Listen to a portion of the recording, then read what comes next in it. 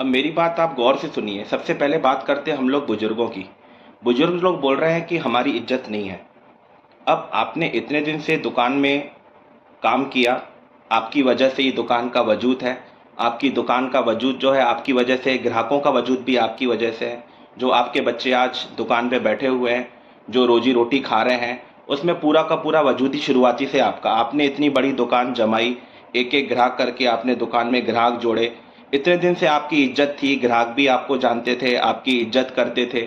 और एकदम से ऐसा क्या हो गया कि जैसे ही आप 60 के हुए, 65 के हुए, और ग्राहक भी आपको जानना पहचानना बंद कर देते हैं। ग्राहक भी आपसे कोई ज़्यादा दुआ सलाम नहीं करते। आप बैठे भी हैं तो भी आपको नहीं पूछते, आपके बच्चों के लिए पूछते हैं कि बाबूजी आपका बेटा कहाँ है, उससे माल लेना है।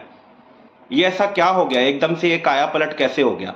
ग्राहक तो पूरे आपने जमाए थे, और दुकान भी आप ही की खोली हुई थी, और आज आपकी इज्जत नहीं है, आपके बच्चों की इज्जत है। ऐसा क्या हो गया एकदम से? उसमें गलती आपसे एक गलती हो गई। गलती ये हो गई कि जैसे ही आपने बच्चे जैसे ही दुकान संभालने के लिए लायक हुए, या बच्चे आपके 30 और 25-30 साल के आसपास के हुए, पूरा सबका सब काम ने आपने जो है उनको सौंपना चालू कर दिया।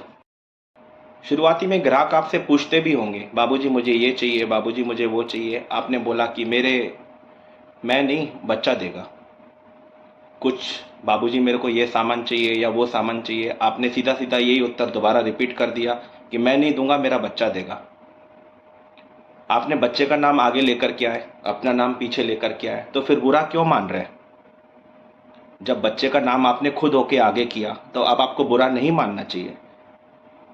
आपको इस तरीके की व्यवस्था करनी चाहिए कि बच्चे भी काम में आगे बढ़ें और मेरा भी वजूद एकदम से ख़त्म नहीं हो जाए।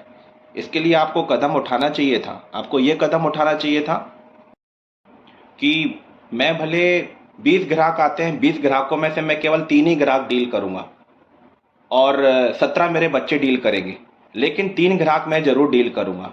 जब तक हाथों पैरों में जान है, शरीर सही सलामत है, तब तक के हमें कोशिश करना चाहिए कि हमें पूर्ण रूप से आत्मनिर्भर रहना चाहिए। हम आत्मनिर्भर हैं तभी हमारी इज्जत होती है। हम आत्मनिर्भर नहीं रहते हैं तो हमारी इज्जत धीरे धीरे कम होने लगती है।